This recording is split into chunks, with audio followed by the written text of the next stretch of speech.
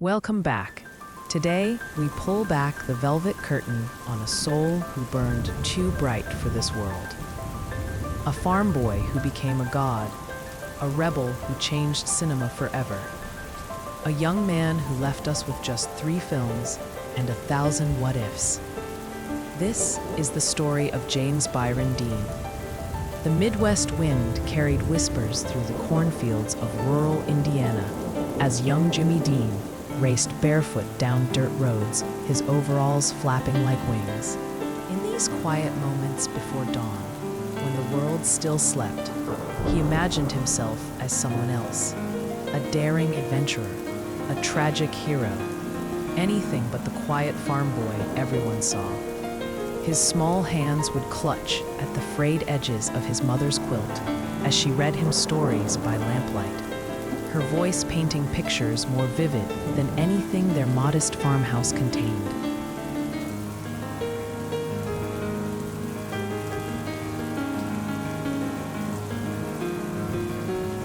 Mildred Dean noticed something extraordinary in her son's wide, watchful eyes. Where other children simply listened, Jimmy seemed to disappear into the stories, becoming each character with his entire being. She saved pennies to take him to the traveling shows that came through Fairmount, watching with pride as he stood transfixed before the makeshift stages. When the actors took their bows, Jimmy would turn to her with that intense gaze and whisper, "I could do that better, Mama."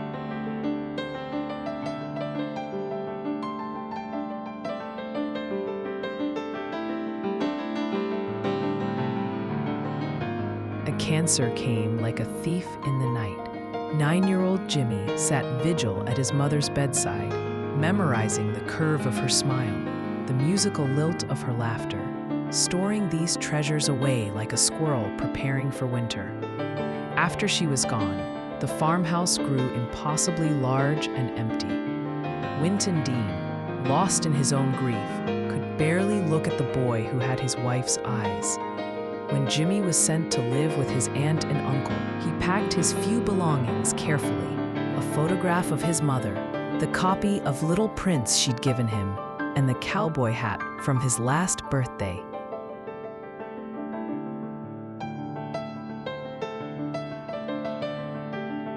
At the Winslow farm, Jimmy discovered solace in the rhythms of rural life.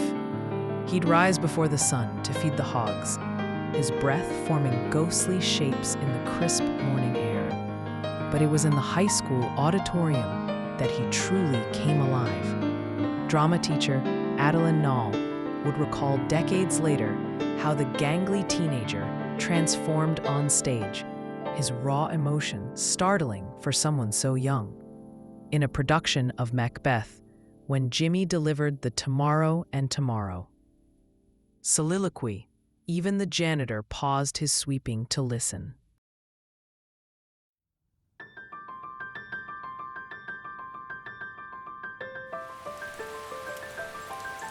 Graduation approached like an unspoken promise.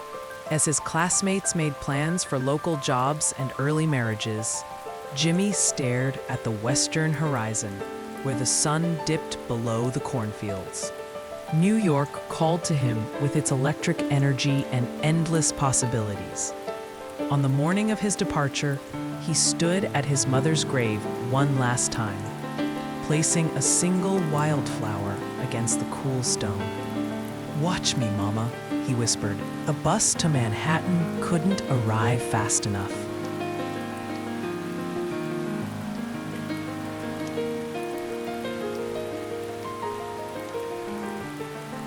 New York in 1949 was a living, breathing creature, all honking horns and steam rising from sewer grates. Jimmy clutched his suitcase tighter as he navigated the chaotic streets, his country boy shoes wearing thin against the unforgiving pavement. The city smelled like roasted chestnuts and gasoline, like ambition and broken dreams. His tiny room above a Chinese laundry cost $3 a week and came complete with cockroach roommates.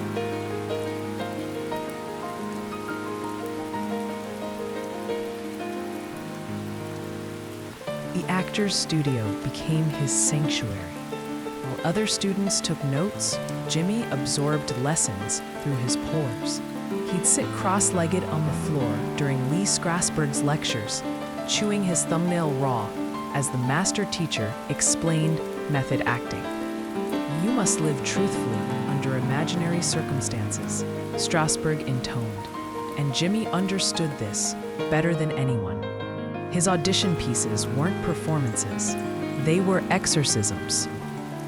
When he did a scene from The Glass Menagerie, playing Laura's gentleman caller, several students actually wept.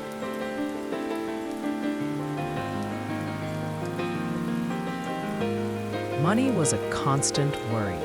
Jimmy took jobs that would have broken lesser spirits, dressing as a dancing hot dog for a Coney Island promotion, demonstrating potato peelers in Macy's basement.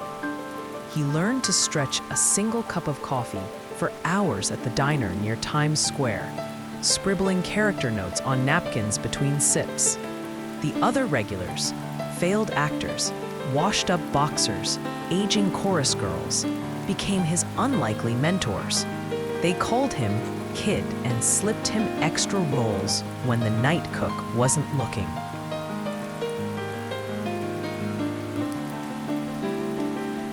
His big break came unexpectedly during an open casting call.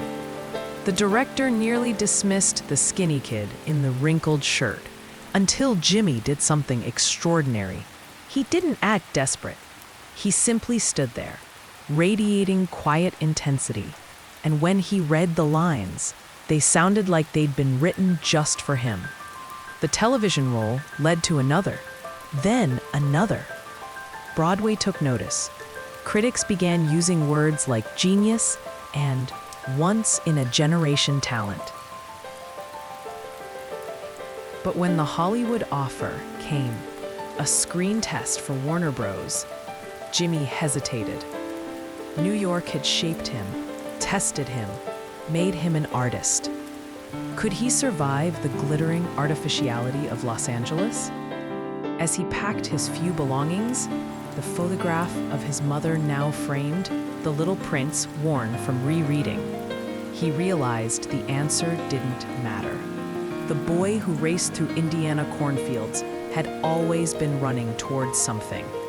Now it was time to run again. The California sun was different, harsher, more revealing. Jimmy squinted against the glare as the studio limousine carried him through the Warner Brothers gates. Everything smelled of fresh paint and false promises. The executives wanted to change him immediately. Stand straighter, cut that ridiculous hair, stop mumbling. Only director Elia Kazan saw the diamond in the rough. East of Eden became Jimmy's baptism by fire. The role of Cal Trask, the misunderstood son, desperate for his father's love, hit dangerously close to home. During the famous "Watch Me, Father" scene, Jimmy didn't need to act. The cameras captured something rare and real. A young man's entire wounded history flashing across his face in one unguarded moment. The crew fell silent after takes. Veteran technicians wiped their eyes. Off camera, Jimmy confused Hollywood. He refused to play the publicity game, dodging interviews and lavish parties. Instead, he haunted jazz clubs and auto shops, making friends with mechanics and musicians. The studio publicist pulled her hair out when paparazzi caught him playing bongos on the roof of his apartment building at 3 a.m. "That boy's gonna give me an ulcer," Jack Warner famously grumbled. When East of Eden premiered, the audience reaction was seismic. Teenagers saw themselves in Jimmy's performance, that perfect cocktail of vulnerability and defiance. Girls screamed when he appeared on screen. Boys copied his slouching walk. Overnight, James Dean became more than an actor. He became a symbol. But in his private moments, sitting alone on the beach beach with a dog-eared copy of Rilke's poetry. He wondered if anyone truly saw him at all. Nicholas Ray's Rebel Without a Cause script arrived at a pivotal moment. Jimmy recognized Jim Stark immediately, not just a character, but an anthem for disaffected youth. The famous knife fight scene took 3 grueling nights to shoot.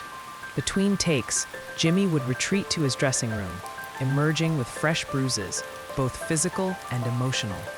His co-star Natalie Wood later confessed she sometimes didn't know where Jimmy ended and Jim began. The racing became an obsession. Jimmy purchased the little Porsche 550 Spider he called the Little Bastard, spending hours tinkering with the engine. The studio took out an insurance policy, forbidding him from racing during production. But Jimmy merely smiled his enigmatic smile. "They don't own me," he told his mechanic friend, Rolf Wietherick. The track was the only place he felt free. The roar of the engine drowning out the voices in his head, the expectations, the ghosts. As Rebel wrapped production, something peculiar happened. Jimmy began giving away his possessions, books to friends, his treasured camera to a young photographer. When asked why, he just shrugged. Things weigh you down.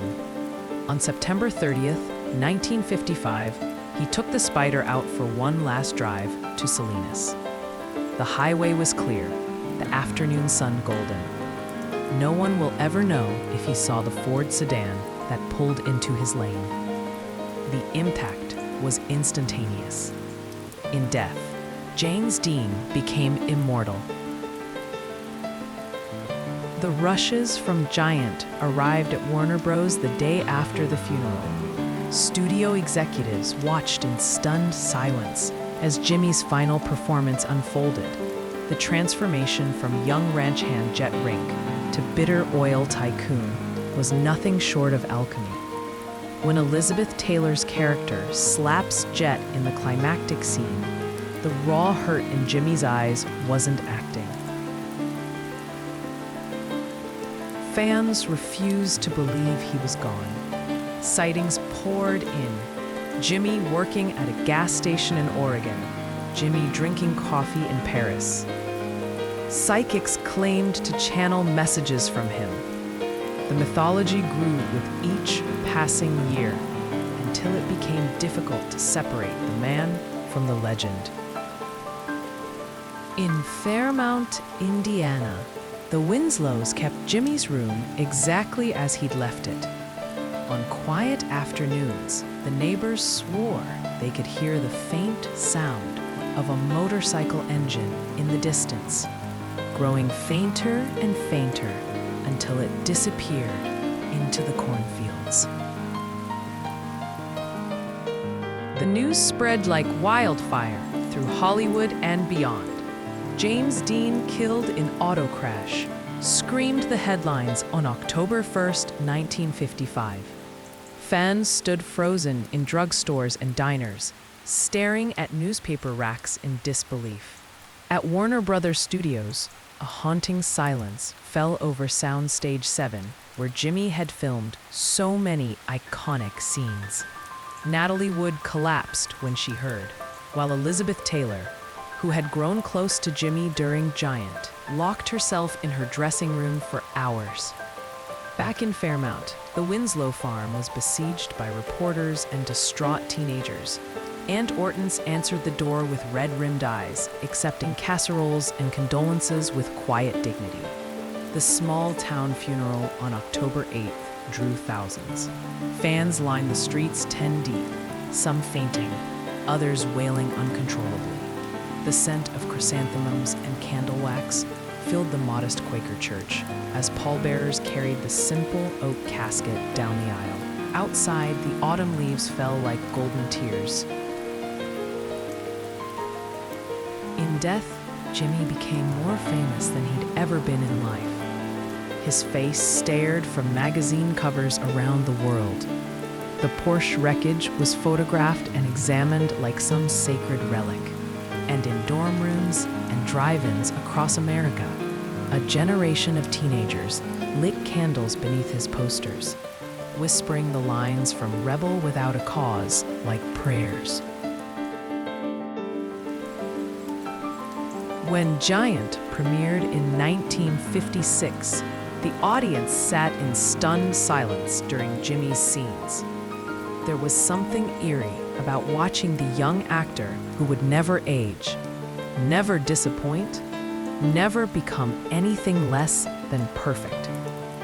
His transformation from the lanky ranch hand to the alcoholic millionaire was a masterclass in acting. All the more heartbreaking knowing it was his final bow. The Academy Awards that year were charged with emotion. When Jimmy's name was announced as a Best Actor nominee, his second posthumous nomination after East of Eden. The auditorium erupted in applause that lasted nearly 5 minutes. Back in Fairmount, the Winslows watched the broadcast with mixed feelings, proud of their boy, but aching with the unfairness of it all. As the years passed, an unusual phenomenon occurred. Rather than fading from memory, Jimmy's legend grew. Film scholars marveled at his naturalistic acting style. Decades ahead of its time, young actors studied his performances like sacred texts, and in every generation that followed, there were always those restless souls who saw themselves reflected in Jimmy's brooding gaze. 60s, James Dean had become something more than a movie star. He was a cultural icon. His image adorned dorm walls next to Che Guevara and Bob Dylan. Film critics coined the term the James Dean effect to describe his lasting influence on young actors. At the Griffith Observatory, site of the famous Rebel knife fight, teenagers left love notes and cigarette butts like offerings at a shrine. Rumors persisted. Some claimed to see Jimmy's ghost roaming the backlots of Warner Brothers. Others swore they'd glimpsed him driving country roads at twilight, his Porsche's headlights cutting through the fog. In Fairmount, high school students told stories about the Winslow farm, how on quiet nights you could hear someone pacing in Jimmy's old room, the floorboards creaking under restless feet. As the 20th century gave way to the 21st, something remarkable happened. New generations discovered James Dean with the same awe as their grandparents had. His films were restored in dazzling 4K, introducing his genius to digital age audiences. Fashion designers copied his iconic red jacket and white t-shirt look. Musicians name-checked him in songs. Scientists even developed an AI version of Jimmy for a Volkswagen commercial in 2021, sparking both wonder and ethical debates. The digital Jimmy looked out at the camera with those same soulful eyes and asked, "What does it mean to miss somebody you never met?" The spot went viral, proving his appeal remained timeless. Today, if you visit Fairmount on a summer afternoon, you might see them, the pilgrims who still come from all over the world. They stand quietly in the Winslow family plot, tracing their fingers over the simple headstone that reads, James Byron Dean, 1931-1955. Some leave flowers, others leave film canisters or racing trophies. The old farmhouse still stands, though the surrounding fields have largely returned to wilderness. On certain golden evenings, when the light slants just right through the corn stalks, longtime residents swear they can see a lanky figure running through the rows. Not the Hollywood icon, not the rebel saint, just Jimmy as he was, a small-town boy with big dreams, forever young, forever racing towards some distant horizon only he could see. Perhaps that's the greatest tragedy and magic of James Dean. He never had to grow old, never had to compromise, never had to become anything less than what we needed him to be. In our collective memory, he remains perfect, frozen in time like a butterfly in amber, beautiful, fragile, and utterly alive. So tonight, as you drift off to sleep, listen closely. Maybe you'll hear it too, the faint roar of a Porsche engine in the distance, growing fainter and fainter until it disappears into your dreams. Would you like me to add any specific details or adjust the tone for any particular chapter?